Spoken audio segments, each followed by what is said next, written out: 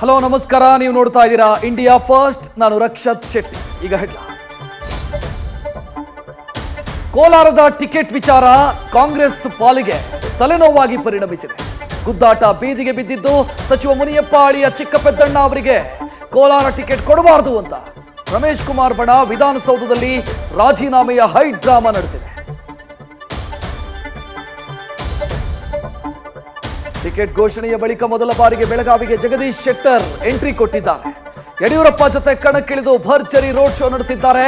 ಇತ್ತ ನಾವೇನ್ ಕಮ್ಮಿ ಇಲ್ಲ ಅಂತ ಆಟೋ ಏರಿದ ಹೆಬ್ಬಾಳ್ಕರ್ ಮತ್ತೆ ಮನೆಯ ಮಗನಿಗೆ ವೋಟ್ ಹಾಕಿ ಅಂತ ಮನವಿ ಮಾಡಿದ್ದಾರೆ.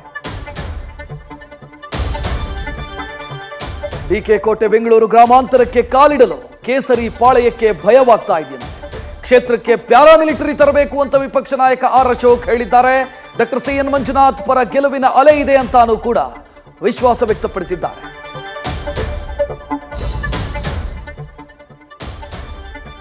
ಲೋಕಸಮರದ ಹಿನ್ನೆಲೆಯಲ್ಲಿ ಡಿಕೆ ಶಿವಕುಮಾರ್ ಭಕ್ತ ಕುಮಾರನಾಗಿ ಬದಲಾಗಿದ್ದಾರೆ.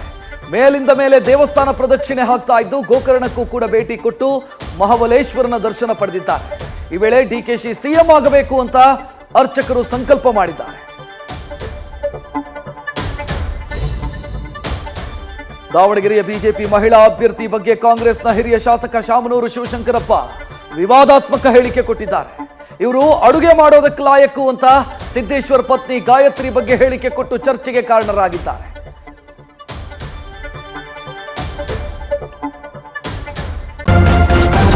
ನ್ಯೂಸ್ ಫಸ್ಟ್ ನಿರ್ಭೀತಿಯಿಂದ ನಿಮ್ಮ ಪರವಾಗಿ.